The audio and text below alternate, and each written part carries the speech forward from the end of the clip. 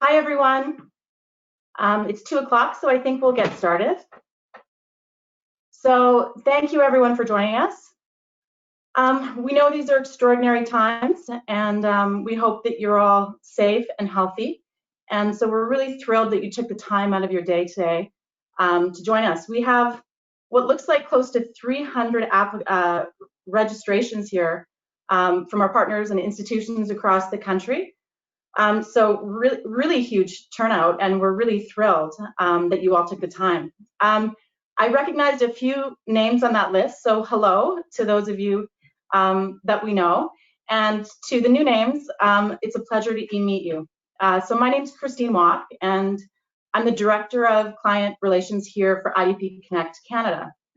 A bit about my background. So I've been in post-secondary for the past 15 years. I started at Conestoga Institute of Technology and Advanced Learning in 2005. And so for the past 15 years, I've had the opportunity to work in international, student affairs, client relations, public-private partnerships. And then for the past 8 weeks, I have had the opportunity to join the IDP Connect Canada team. So an exciting time to join, no doubt, and super happy to have joined this fabulous team. So I'm going to make a few introductions, and then we'll kick things off. So I'd like to start by introducing Client Director here in Canada, Lexi Axelberg. Lexi's joining us from her place in Toronto. So hello, Lexi. And then coming to us from Philadelphia in the USA, we've got Marketing Manager Ellie Butler for IDP Connect. So super happy to have Ellie join us as well. We may have our Director of External Relations, Jonah Duffin, join us shortly. He's would be joining us from the UK, so we'll keep you posted on that. So I'm going to pass this over to Lexi just to say a few words and get us kicked off. Thanks, Christine. And yeah, to echo Christine's sentiment, it's really good to see a number of you on this webinar, so many familiar names, and I hope we can bring you some value in the next hour. So my job just to start the webinar is to introduce who we are. Many of you will be familiar with IDP as an agent. We have market kind of destinations all over the world. Some of you will also be familiar with the Hot Courses brand, and the journey that we've gone on in the last 3 years to integrate the two companies has been pretty immense. And so on your screen right now, you'll see the 7 different areas that IDP and Hot Courses together have significantly invested in, both in operational work, but also the technology behind a lot of what we're able to do now. It leads us to have the best institution search platform that we will talk about later. We have a fantastic leading office network who we are supporting and are supporting us back right now in this slightly turbulent times. And then we're taking things through to some of the developments that you'll see in the future. So Student Essentials right at the end, that's the project that we're working on right now and we're incredibly excited about.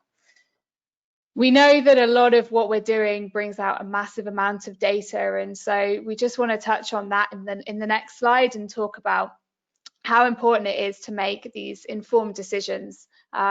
So across IDP, I hope quite a few of you will have seen in the past the running man, the famous running man diagrams and kind of the data we produce there.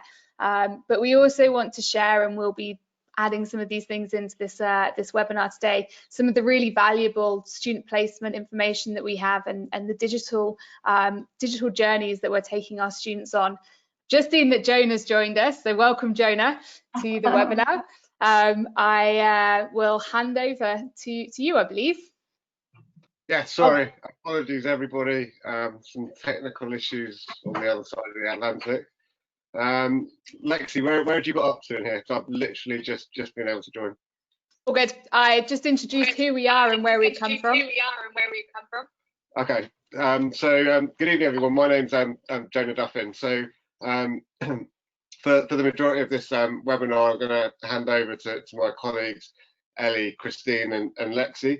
But before I do, I just wanted to finish talking through this slide here, because I think it's really important to understand how IDP functions and how we get a lot of our knowledge and our intelligence and our strategy, and how we can most help our clients, our institutions, universities and colleges to really make the most of all of our different platforms.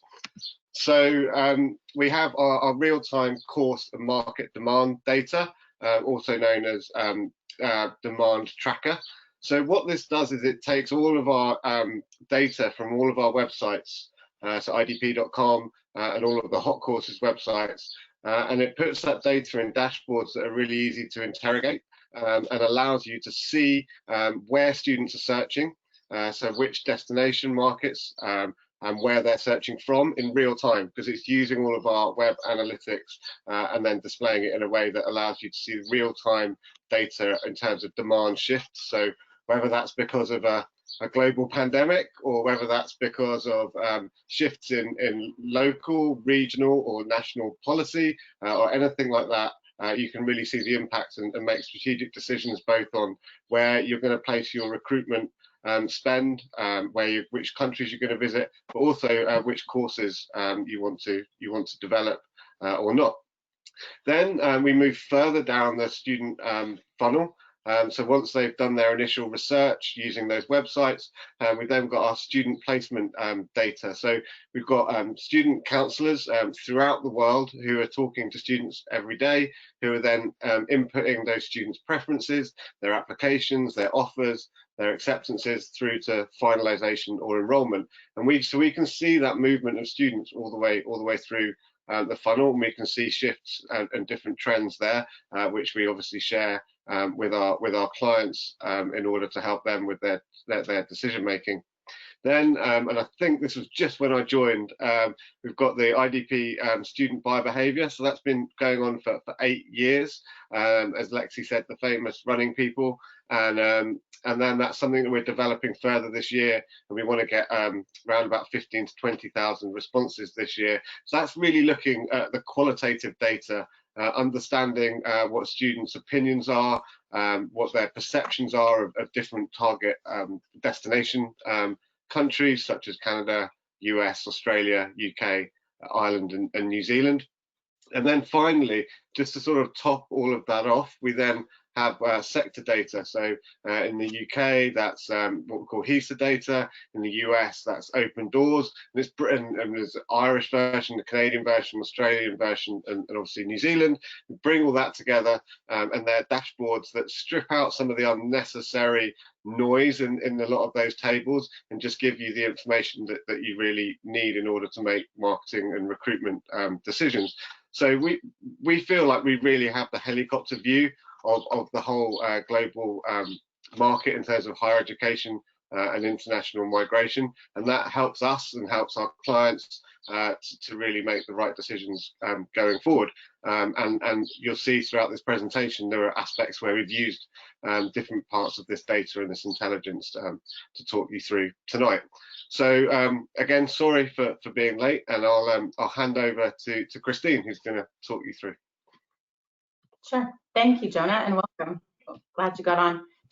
So, just setting the tone and acknowledging where we're at and recognizing that we all have more questions than answers at this time. But one thing we know for sure is that COVID-19 has really forced us across all industries to accelerate the rate of change. And I think, this holds true for work. We've all moved to our home offices depending on where our organizations were at. Some that was easier for many of us and more difficult certainly for some companies. So this is really transforming the way we study, work, and then of course our outreach, particularly in the international education sector. I think we've talked a lot about how technology is disrupting and accelerating change over the past decade perhaps, but paradoxically I think we've in many industries, including, I think, education, have moved much slower than perhaps we've anticipated until now. So on the next slide, we're going to take a look at how COVID-19 is really that accelerator of change. And, we've gotten some good news here in Canada, too, in the last 24, 48 hours from IRCC with the announcements with respect to students being able to start safely at home online and then complete their studies safely in Canada when they're able to do so. And the feedback from the network around the globe that Jonah was mentioning is very positive. I mean, we still see that Canada is, particularly how we're dealing with the COVID-19 situation, will be seen as a safe and desirable study destination. And we anticipate pent-up demand. We've been on calls this week with our colleagues around the world. And so, but further to that, you know, if you look at COVID-19 as this accelerator, as we push to rapid adoption of digital recruitment, okay? So digital work from home, many companies are pivoting to you know, make healthcare supplies. And what we're seeing in talking to our clients is that people are quickly pivoting to get their digital recruitment strategies in order. Some of us across the country have already begun, so we're ahead. But certainly there's a fast move to what we thought might have taken 3 to 6 months or 1 to 2 years. Now we're implementing in, you know, 3 to 6 weeks. So here in Canada, you know, I think a couple of years ago when Lexi joined the team, we were really at this innovators, that first 2.5% of the innovators that were really ready to take digital by, you know, grab a hold of this and jump on digital recruitment. And in the past couple of years, I'd say we were in this early adopter phase, which is this 3.5%, where more institutions were starting to come on board and understand the importance of digital recruitment and marketing strategies. And really what we're seeing now, I think, is that by the end of this year, we're right in the middle of that majority, where most institutions that we're talking to have some form of digital outreach and recruitment in place. Not only for current students who are on campus, but as the focus is today, to really keep top of mind, to be present, and to drive that funnel for 2021. And perhaps even the rest of 2020. So that's where we're coming into this. And I just want to close, and then I'll pass it back over with you know, some good news. And one is that we had built this model, Hot Courses had many years ago, and then with the acquisition, IDP's acquisition of Hot Courses in 2017, we're very well placed now to manage this transition. And we're doing it quite quickly. And I think it's also good to note that this quote comes to mind from one of the founders of the internet, Tim Berners-Lee, how the web was really designed to be a social tool, not just a technical toy. So he designed it with the intention to share information and reach people around the world and be able to collaborate. And so I think now more than ever, we're really using it for its true intent and purpose. So in the next slides, I'll pass it over to my colleagues to talk a bit about how we can do this. Fantastic. Thank you so much, Christine. And thank you to everyone who has joined us. I hope you are all safe and healthy. My name is Ellie Butler, and I am Marketing Manager at IDP Connect. Prior to this role, I worked in higher education institutions myself for 9 years, having spent the past 6 years in international marketing specifically. So now that I'm with IDP Connect, I'm able to have a really holistic view, combining my experience working on the institution side with my knowledge of all of the best practices that our partner institutions are using in their digital recruitment and marketing. So really exciting to be discussing building an international digital recruitment strategy with you all today.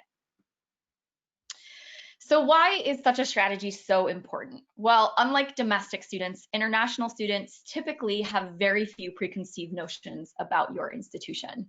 Thus, there is a tremendous opportunity for you to shape the narrative that international students will find about your institution online and to make a really strong initial impression on both students and parents.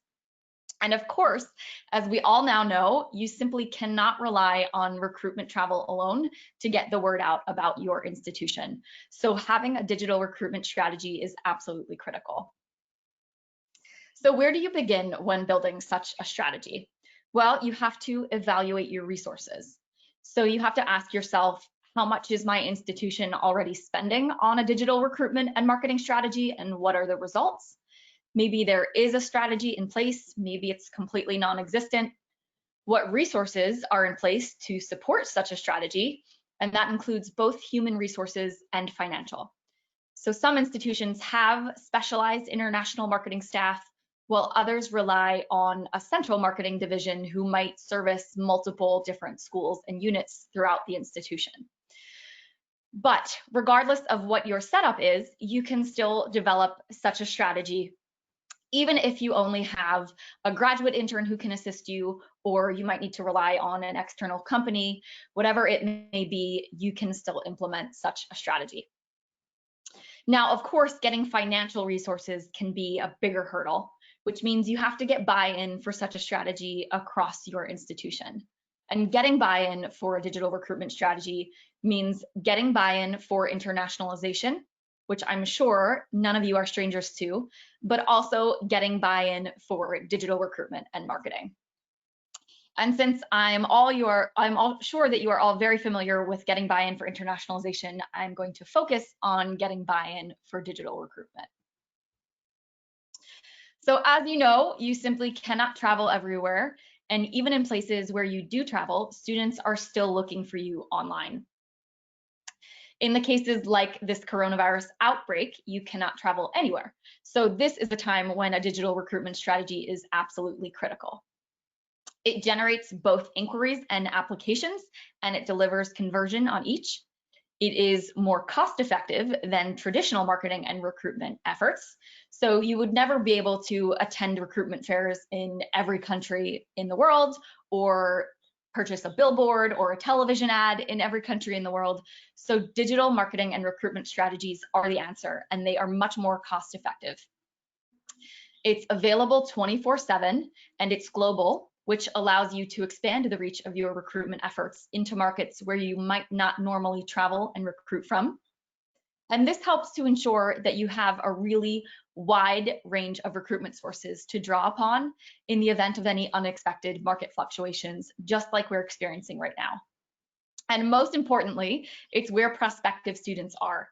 We know that students are starting these searches online, and it's important that you have a presence and meet them where they are. So once you evaluate your resources, you've got your human and your financial resources in order, it is time to begin forming your objectives. And these are very much related to your overall enrollment objectives, because that's what they ultimately support. So perhaps you want to raise brand awareness in diverse markets. You want to encourage click-throughs from a particular country to your website. Whatever your objectives may be, they help guide the tactics and the channels that you use to disseminate your institution's message.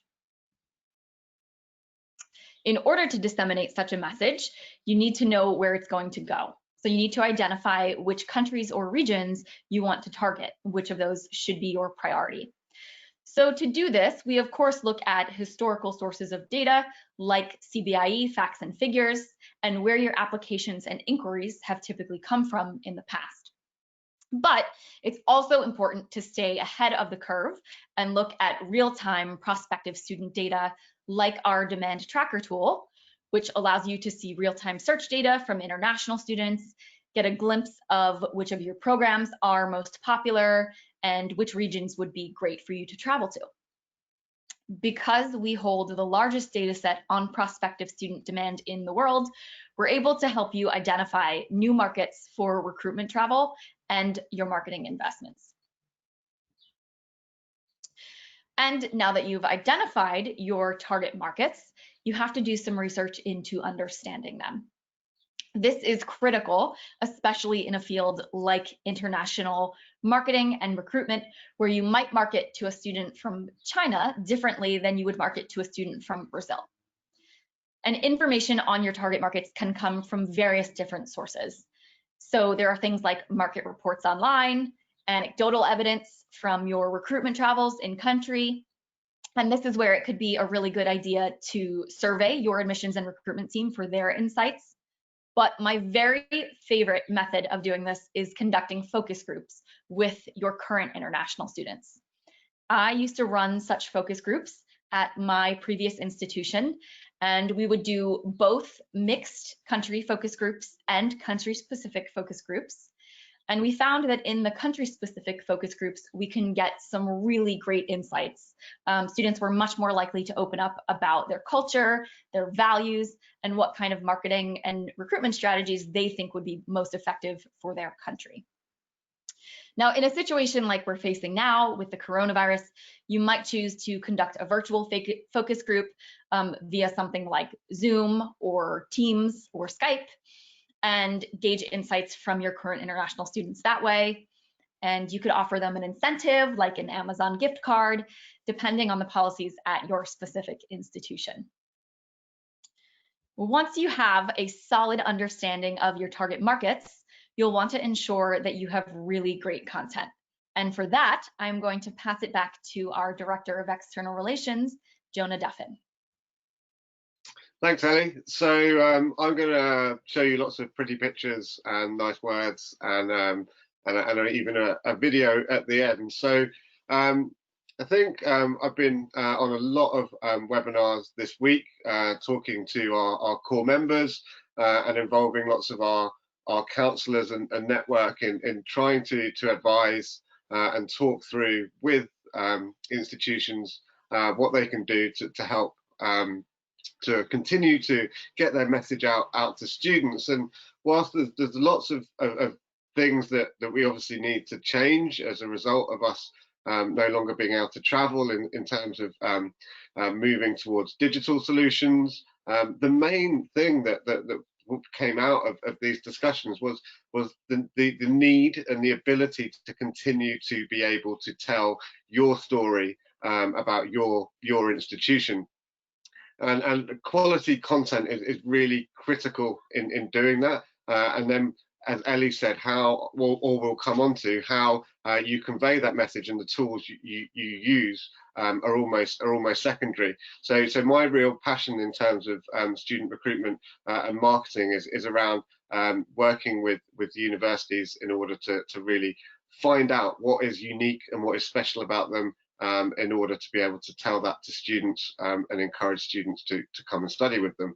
So if we move on to the next slide, I'm going to talk through the next 5 or 10 minutes around content marketing. And if you think back to a number of years ago, marketing was very much something that interrupted you consuming content. So it was the advert break halfway through the film or the TV program you were watching.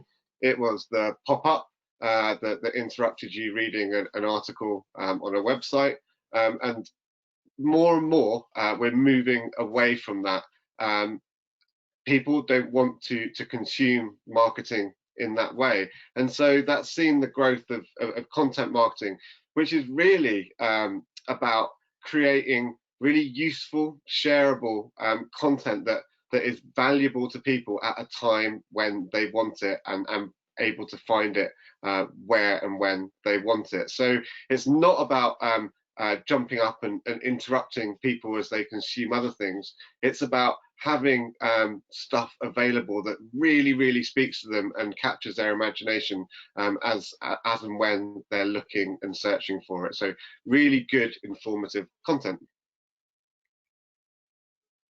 So this is a slide that just begins to unpick exactly how much content is out there and how much is being created. We've got, hundreds of thousands, millions, billions of bits of content being created by people every single day. The one that stands out for me the most is that more photographs were taken in 2015 alone than the entire history of the analog camera business. So with everybody creating so much content and everybody shouting for attention, whether it's through their Facebook posts, through their Instagram, and that's people as well as corporations, as well as businesses, as well as universities, in order for your content to be found, and in order for people to remember it, we really need to think about how we generate that content and how we make it memorable.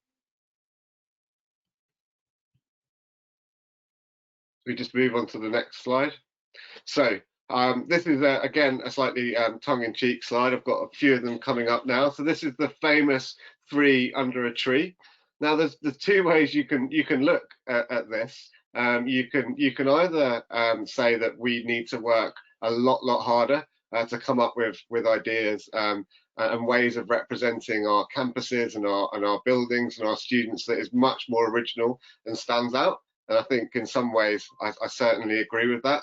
every single prospectus and brochure that I look at seems to have very similar pictures to this. But I think there's a counter argument that we should also bear in mind, that in the same way as a student throwing their mortarboard up in the air at graduation, these types of photos actually represent what a university is for many people, and is a very quick and easy visual reference that allows people to see that you are a university. So I think my advice when creating your content and your photography is to think about how you use it, and to think about how you balance these types of sort of quite generic images with images that really speak about you and your institution, rather than it being something that could be anywhere. So the next slide, however, I think is just highlighting a number of universities and how we do really need to work harder to think about how we stand out from the crowd, and how we develop our messaging. This is just a number of American US universities, all with exactly the same start here, go anywhere strapline. And I think we really need to avoid that and talk about and use messaging that really is unique to us. Then finally, in these sort of slightly tongue-in-cheek examples, is two universities, University of Buffalo and the University of Sydney. Now, I think there's absolutely nothing wrong with what both of them have done. It's just unfortunate that the imagery they've used, the font they've used, is very, very similar. And this then really highlights, in my mind, the need that the narrative and the story and the messaging underneath this needs to really unpick what makes them special, because it is harder and harder in this sort of global environment to make images like this not look similar to other people. So that's when the storytelling becomes important, and that's what I'm going to go on to talk about now. So there is really solid scientific evidence that when you put information and messages in the form of a story, it really resonates with people and actually lights up a different part of your brain. It's remembered in a very different way. And if you look into it and you look at the kind of people that are like memory specialists, the way in which they train their brain and other people's to remember things is through the use of a story. So it's really important that when we're talking about our university and what it stands for, that it's got that narrative, that we're known for something. But also it's about being authentic. So students very much see through marketing speak and recruitment speak, and so we need to make sure that it's something that is true to us and not just something that we've made up as a marketing and recruitment department. I also think that the use of imagery is becoming more and more important. It's what helps things to stand out and to be memorable. And then finally, it's really about writing engaging copy. So in the time when people are writing so many different statuses and Facebook posts and Instagram posts, sometimes really good copy has gone out of fashion. But I still believe it's incredibly important. And I think as institutions that educate people, it's important that extra important for us that we make sure that we're writing in very good ways. So if I can go on to the next slide. So these are just a few examples of what I think are really great content marketing. So if we go to Lego Ninjago first, so I have two relatively small children. You might hear them in the background at some point on this call. And I, as a child, absolutely love Lego, and I bought them lots of Lego and they weren't interested. We then watched the Lego Ninjago movie and now they love the Lego, and it's because there's a narrative behind it, because they understood it, and they wanted to play more with it because they had that story behind it. You then also want to engage your audience, and I think this is a really good example of that McDonald's have done, in they're asking people to engage with them. They're asking people for their input, they're asking people for their questions, and they're also educating them. And it's a really good example for me of how you can do that as part of your promotion. And then finally, there's the famous Share a Coke. in which they took people's names and put them on the bottles, and then everyone took photos of them and shared them. So a really imaginative way of trying to get your message out and ask your consumers. In our way, as institutions, it would be ask our students to put those messages out on our behalf, because that really speaks to the authenticity. So I have one other out of the box example that I want to show you in the form of a video. So this is one of my favorite content marketing videos. What it does is it takes, I'm not going to tell you what it is yet, it's selling something, but it does it in what I think is in a unique way, by telling a story rather than just showing you images and talking to you about the products that they have. So enjoy.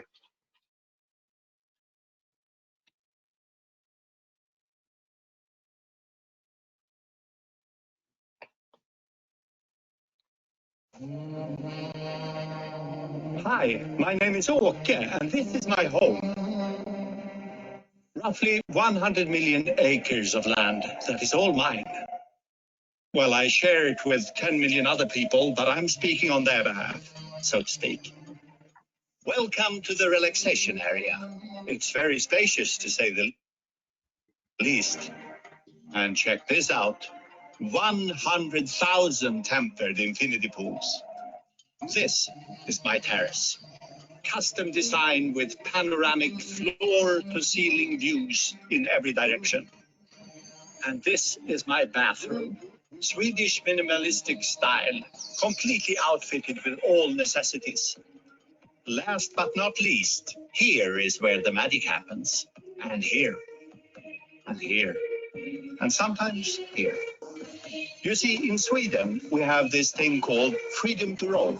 It's a right protected by the law that allows me to sleep and eat and walk pretty much wherever I want. Now you can too, because we listed the entire country on Airbnb. Welcome to my home. Welcome to Sweden.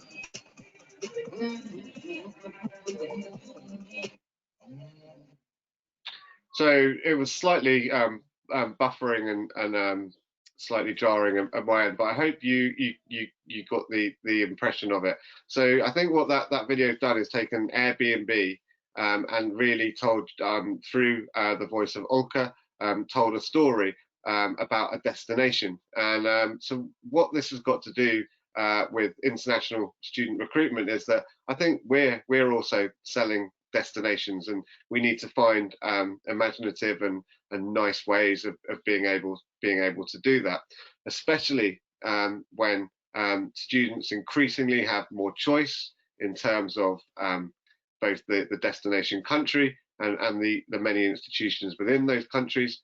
They also have more information than ever before. Like, long gone are the days of sending off for brochures and prospectuses. They have that huge amount of information they can find both from your websites, from websites like Hot Courses and IDP, and information they can find from current students and former students in terms of reviews and other information.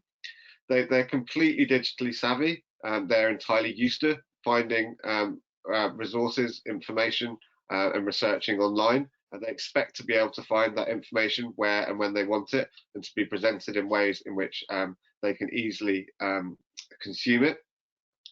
So we really need to ensure that we can find the right platforms and the right ways and the right content to give them that information in the ways that they want. So if we move on to the next slide.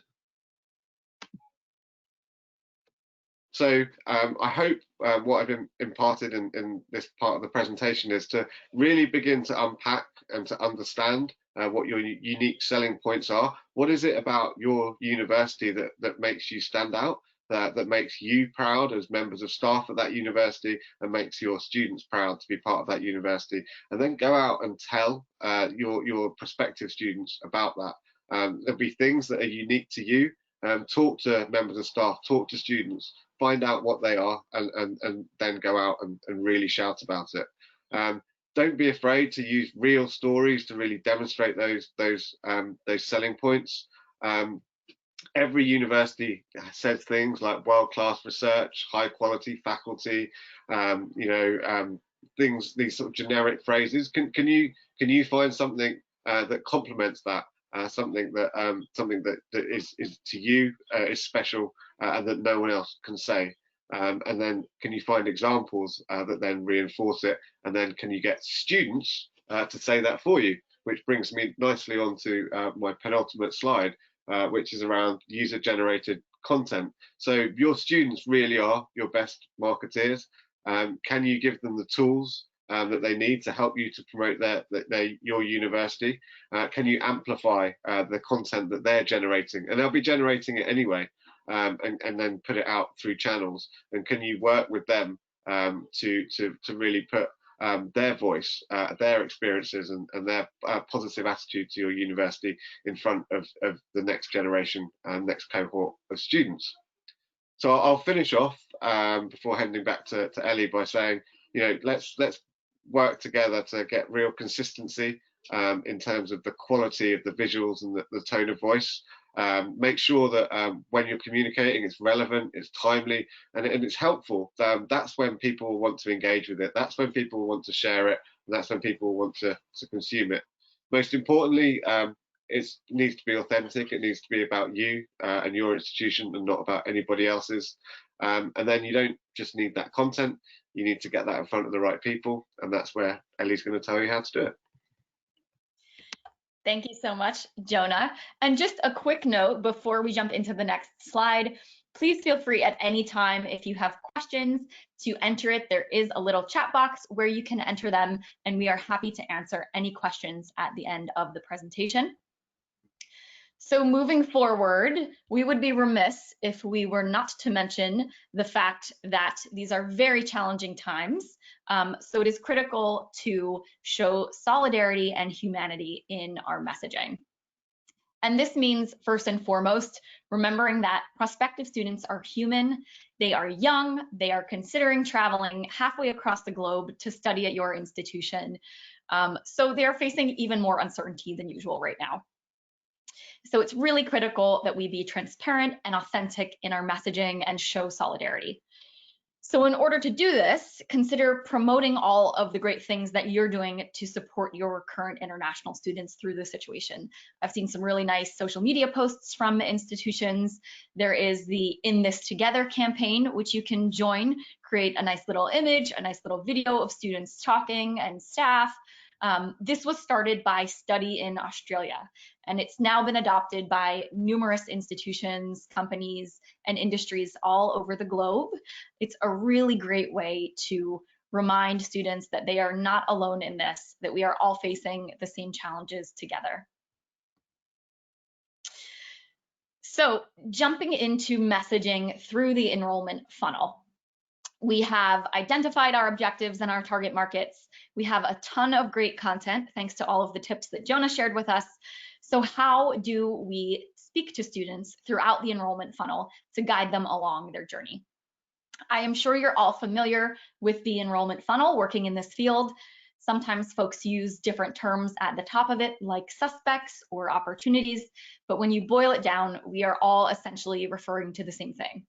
So students need to become aware of your institution and its offerings in order to consider becoming an inquiry, and they need multiple touch points along their journey and need to be drip-fed content throughout in order to be successfully guided through the funnel.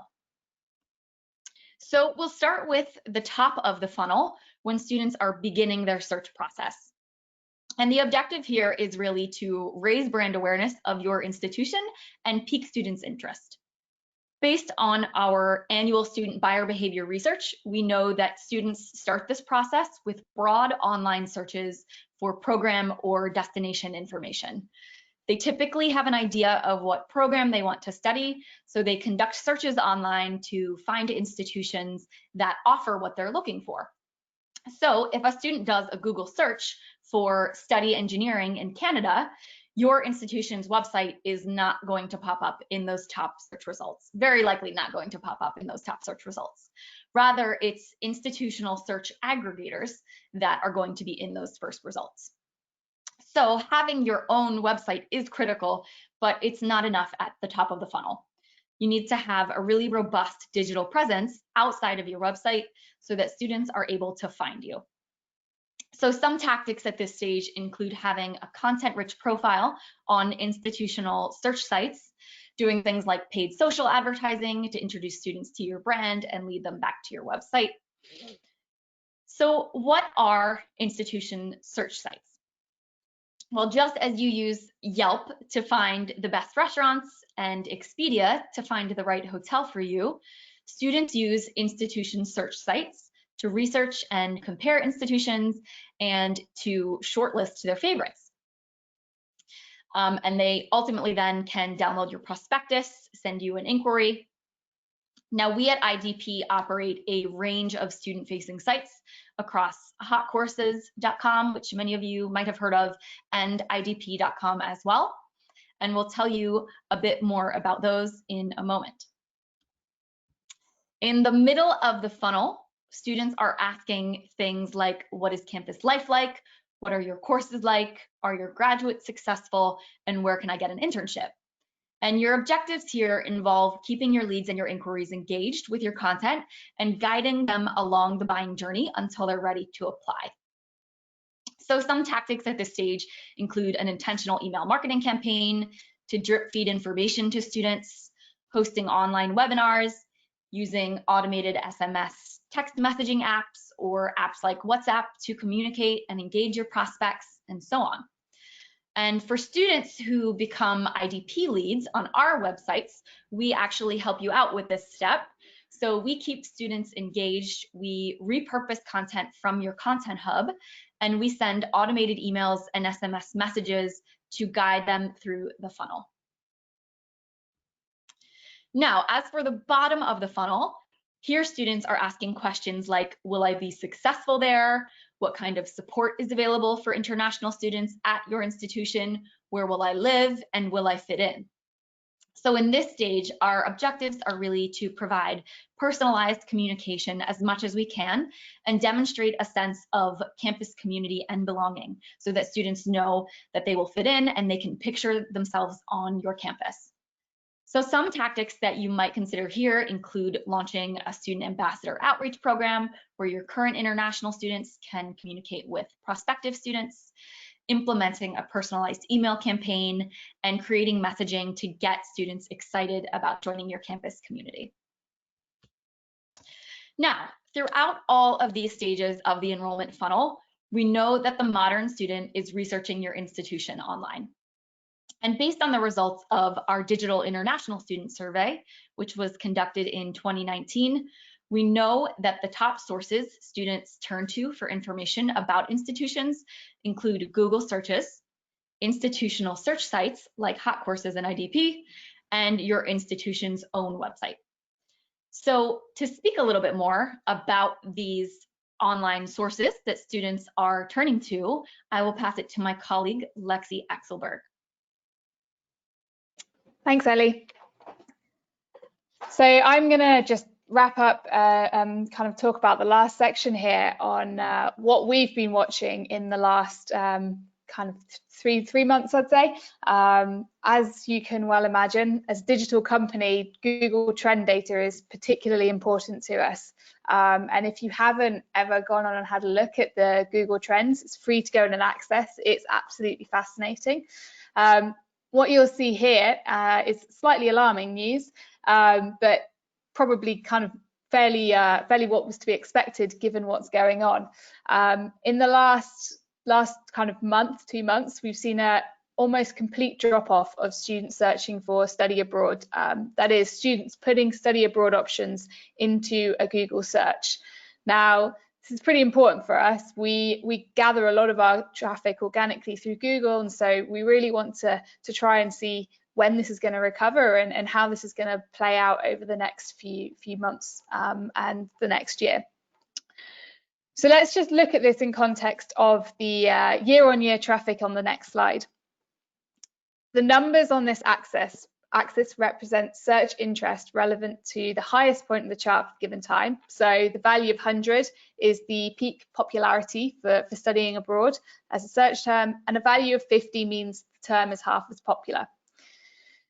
You'll see here from mid-February, the share of traffic is up on previous years, and this continued until around the beginning of March, when we first began to see the decoupling of the data, and it timed with the World Health Organization declaring the pandemic. So you'll see here the drop in the graph, and kind of we saw that drop both last year and this year actually, but we then saw the graph go back up last year, and it remained fairly low throughout the last couple of weeks. So this means the traffic is staying fairly based. This is the traffic for students looking to study online. But what is most important, and right now I think we could all do with some positivity in this respect, is to look at how that traffic's recovered.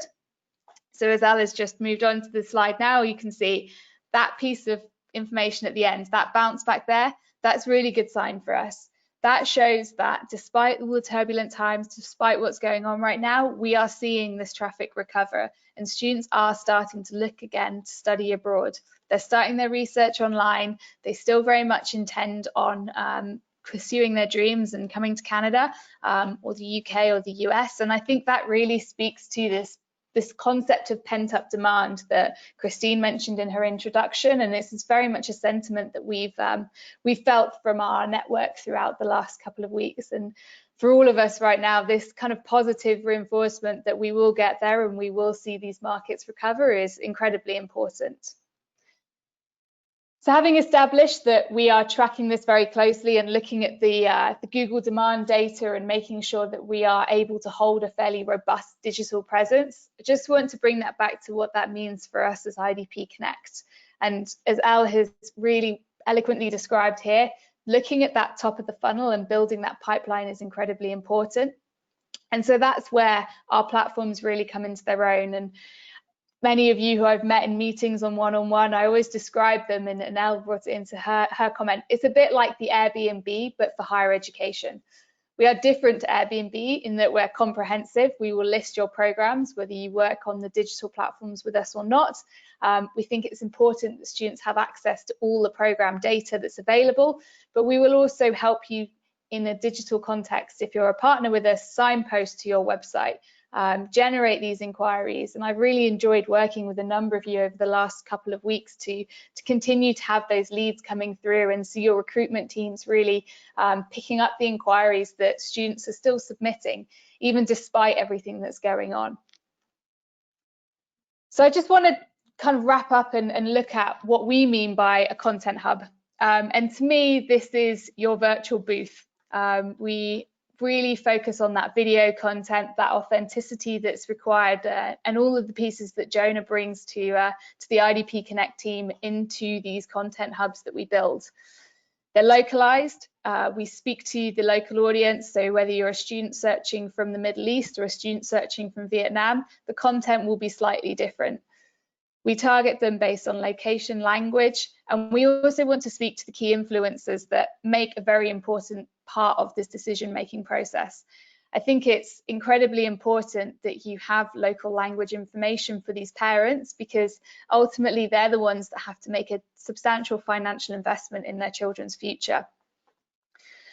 For us, this has been a work in progress for a long time, and it's been an incredibly important way to take the process forward and to really give institutions the opportunity to showcase their brand when travel isn't necessarily feasible. It might be too expensive, or right now it's halted entirely and we don't know when the road will be back and we can start traveling again. I guess the one final note about the Content Hub and the digital piece that really resonates to me, and I hope as recruiters you could appreciate, there's no setup or takedown of these booths. You don't have to spend hours building your table, making it look presentable, because it will always be there and it will always be online. And just a final piece on this, it's really valuable to have this as a 24/7, 365-day-a-year opportunity for your students. Whilst many of us take 2 weeks off for Christmas, our students don't, and that is often quite a key time for them to have some time at home to research their own opportunities. And so making sure that your brand is present in those key times, Easter weekend being another example, is fairly critical, and I think it's often overlooked. We are incredibly aware that you're all having to make mindful decisions right now, and whatever you choose to do and however you choose to pivot your strategy in the next couple of weeks, months and years, I think it's important to make sure that whatever you're looking to do has reliable income, reliable outputs. From our point of view, it's looking at how these digital marketing activities produce recruitment results. So whether that's putting leads into a CRM system for you to be able to track yourselves, whether that's helping you track how much of this traffic ultimately makes up the international audience on your own website and looking at Google Analytics, or whether that's demonstrating a direct return on investment through an IDP pipeline of counsellors who have picked up these leads and helped you enroll these students, or through a enrollment matching tool, which is our own special device to make sure that we can help you prove this return on investment. We really appreciate that right now those decisions are more important than ever. So that's the end of my piece. I'm handing back to Ellie to wrap up, and great to see you all, and thank you for listening in today. Thank you so much, Lexi. So just wrapping up, what are our key takeaways for building a digital recruitment and marketing strategy? Well, first, having a robust digital presence is critical to reaching and engaging international students throughout all stages of the funnel. It is so important to use real-time data to plan your recruitment and marketing strategies and not just rely on historical sources. Content is king, so use content marketing to tell a compelling, authentic story about your institution and get in front of the right people. And whatever you do, make sure your slogan isn't "start here, go anywhere," and remain human in your messaging. Show solidarity and authenticity, especially in times like these where we are all facing so much uncertainty. And finally, I will pass it back to Jonah Duffin, and he will share a little bit about the exciting things that we have coming from IDP Connect in the future. Thank you. So just before we move on to that, just one clarification on the graph that Lexi showed you. So the first one and the last one, they were Google Trend data, but the one in between with the pink line, that was our own website data. So that's showing that whilst we had drops in traffic that represented like Google did, that like Google has, we've seen a real positive bounce back in terms of traffic. And we can also see when we delve into that a bit deeper that places, destinations such as the UK and Canada and the US, in fact, have seen really positive bounce backs in terms of traffic and people looking to study in those destinations at the moment. So we are seeing real growth in pent-up demand, and we expect there to be large movements of students once the borders are reopened and examinations and testing of IELTS and other English language can take place. But in terms of what's next, well, obviously, as many of you will be aware, we run events throughout our counselling network throughout the world, allowing universities and colleges to connect with students in their own country and learn a lot more about them. And that's something that we can't do at the moment. So we pivoted really quickly. We have a digital campus in Chennai in India, about 400 developers and people working on our technology platforms. So we're able to move really quickly and develop a set of Q&A and virtual events, and they're beginning to go online today. We had 150 people attend a virtual event in India today, a trial event with a number of institutions, went incredibly successfully. So we're hoping to roll these out much more in the next few weeks and certainly the next few months. So we just go on to the next slide. I'll give you a quick overview of how these work. So for the student, they register in the same way they would for any of our events. They sign up, they get their email reminder, so all the same as normal. And then there's a virtual meeting with their counsellor, which is similar to what would happen at one of our fairs before, where the counsellor helps them to talk through their options and to highlight and identify different institutions that can help them fulfill their ambitions. And then the student can virtually go around browsing the different institution booths.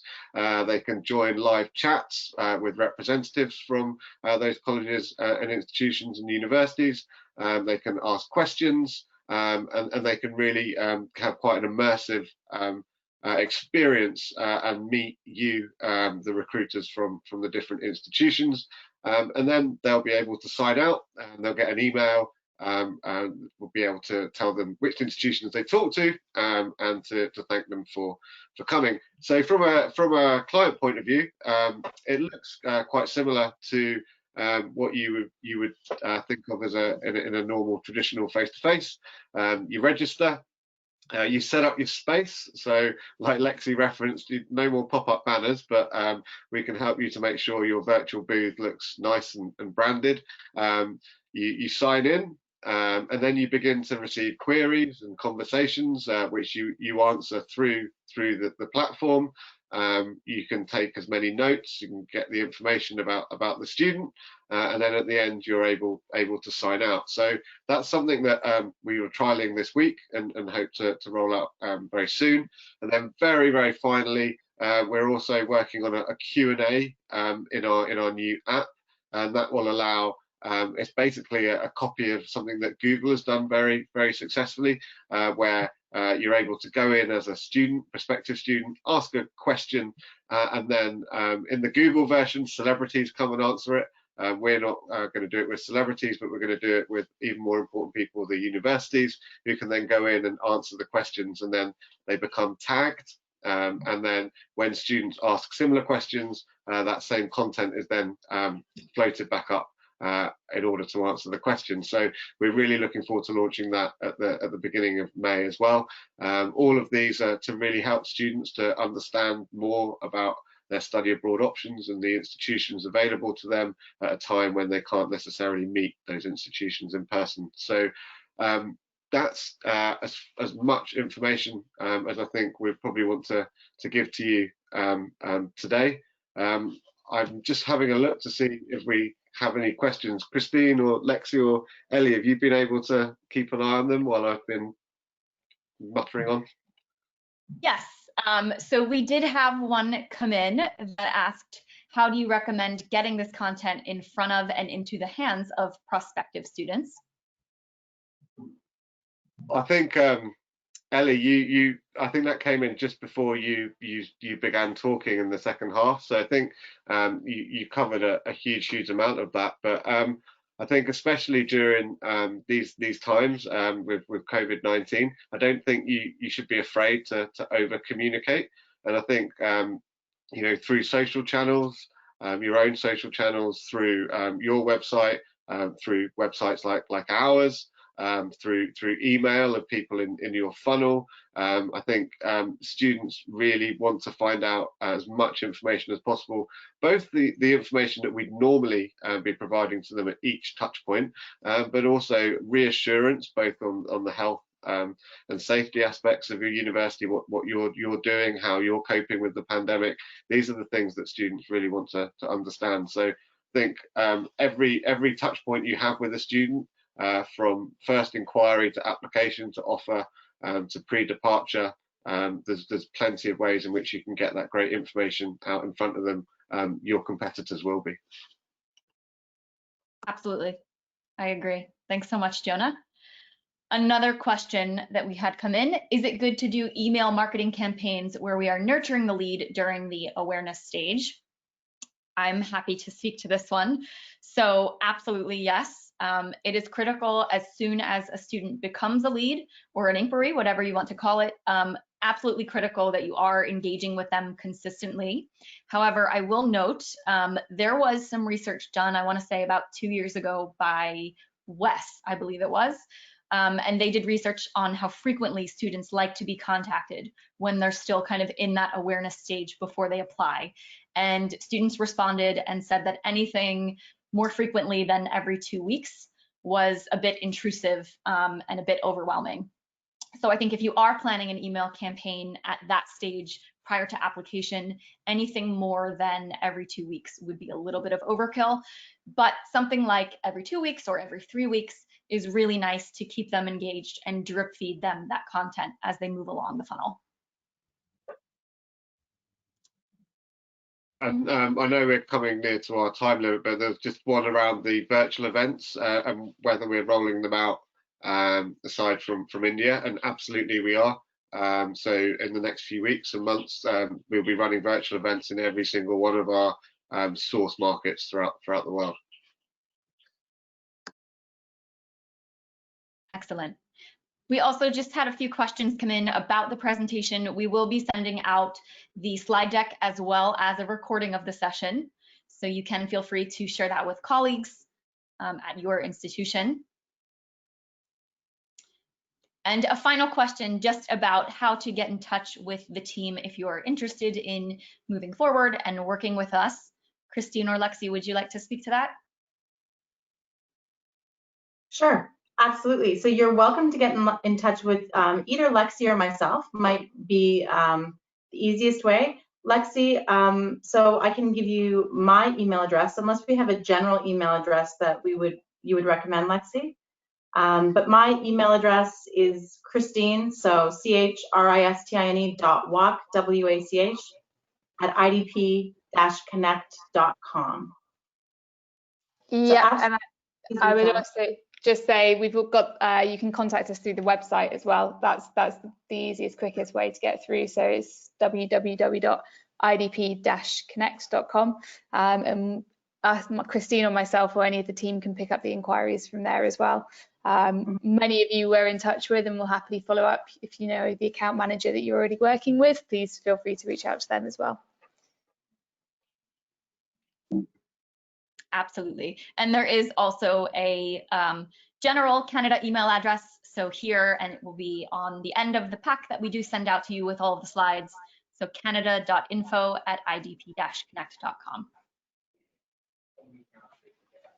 I would just like to. Sorry. Go ahead, Jenna. I was just going to wrap up unless you had something else you wanted to say. No, feel free. Okay, I'm sorry if there's a bit of background noise. Every Thursday at 8 o'clock in the UK, we all step out of our houses and applaud our health and key workers, and that's happening in the background at the moment. So if you can hear lots of tin pans being rattled and applause, then that's what's going on. Actually, I'm not going to apologise for it. It's brilliant. But I'd like to thank absolutely all of you for being on the call. As Ellie said, we will be providing this pack to all of you in the next day or two. I hope you found it useful, and I'll just finish by saying stay safe, and we're in this together, and anything that we can do to help you, please do reach out. So thank you once again, and enjoy your Easter weekend. Thank you, everybody. Thank you all so much. Stay safe, stay healthy. Thanks. We'll see you all soon. Bye. Thanks, everyone. Thanks for joining us.